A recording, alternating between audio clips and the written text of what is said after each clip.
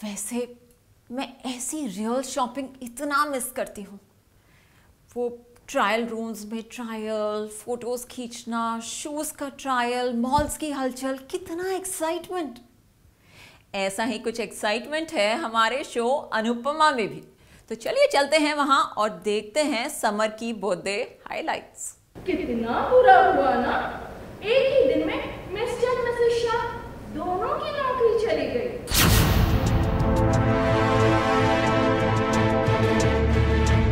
खुशियों की बहार के साथ साथ अनुपमा के घर टूटा दुखों का पहाड़। राखी ने मारे ताने, काव्या ढूंढे बहाने। पहले इसने मेरे पति पर डोरे डाले, उसके बाद ये इसने मेरी जॉब पर नजर लगा दी। स्टार प्लस के सीरियल अनुपमा में शाह परिवार को लगा है जोरदार झटका, वनराज और काव्या की नौकरी चले जाने का। भाई पहले तो सिर्फ वनराज की नौकरी जाने की खबर सबको मिली, सभी दुखी भी हुए। अनुपमा के साथ साथ समर ने भी वनराज के दुख में साथ दिया, लेकिन सभी को असली ब्रेकिंग न्यूज तो अनुपमा के समधन राखी दवे ने आकर दी, जिसे सुनकर सभी शॉक हो गए। तो शो बेटा, कल ऑफिस से आते वक्त अपने पापा के लिए कैंची जरूर ले आना। कैंची? क्यों? क्योंकि कल से बेचारा को वक्त जो काटना है, थोड़ी हेल्प हो जाएगी। कितना बुरा हुआ ना, एक ही दिन में मिस्टर मिसेस शाह दोनों की नौकरी चली गई। वनराज और काव्या का तो कहेंगे कि शायद कोई बुरे ग्रह चल रहे हैं कि दोनों पति पत्नी की नौकरी चली गई, या फिर सॉरी बोलना नहीं चाहिए, ये सब में विश्वास भी मत कीजिएगा प्लीज़। लेकिन हम लोग जैसे सोचते हैं ना नॉर्मली कि दोनों को शायद बुरे कर्मों का फल अभी ही मिल रहा है। घर का माहौल कैसा भी हो, इक्वेशन कैसे भी हो, लेकिन परिवार तो परिवार होता है। जब परिवार का कोई भी इंसान, कोई भी एक फैमिली मेंबर प्रॉब्लम में आता है तो पूरा परिवार साथ में खड़ा होता है। शाह परिवार में जब भी कोई ड्रामा हो और राखी दवे न हो, भला ऐसा हो सकता है क्या? राखी ने न सिर्फ सभी को काव्या की नौकरी जाने की खबर बताई, बल्कि काव्या को ताने भी मारे। I can't help it. खबर अच्छी हो या बुरी मुझे मिल ही जाती है। मेरे सोर्सेस ने मुझे बताया कि आप दोनों जॉबलेस हो गए हैं। काव्या ने सिर्फ अपनी जॉब नहीं गंवाई है, मेरी बेटी का प्रमोशन भी रुकवा दिया। तुम तो डूबी, साथ में मेरी बेटी को भी ले डूबी।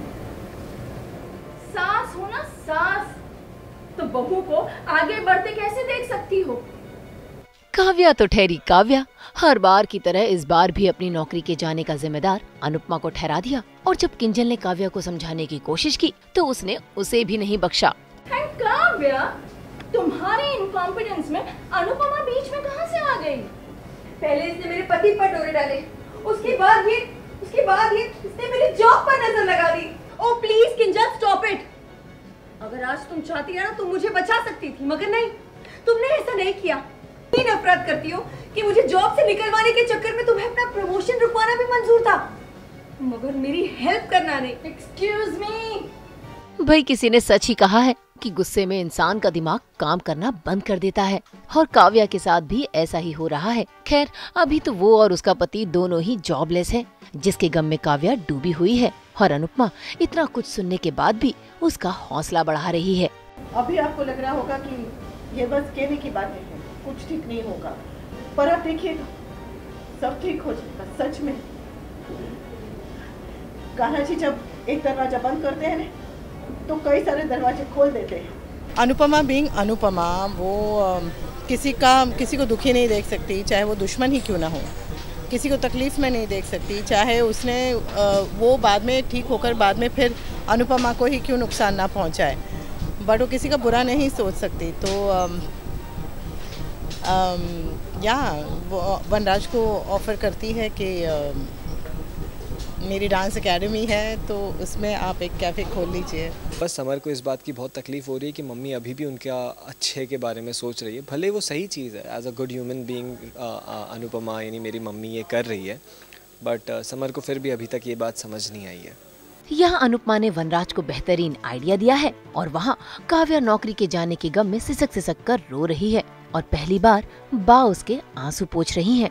अब अगर इसके बाद भी काव्या को अनुपमा की अच्छाइयों का अंदाजा नहीं होता है तो भगवान ही जाने उसको अकल कब आएगी। मुंबई से विशाल शर्मा के साथ आज तक ब्यूरो।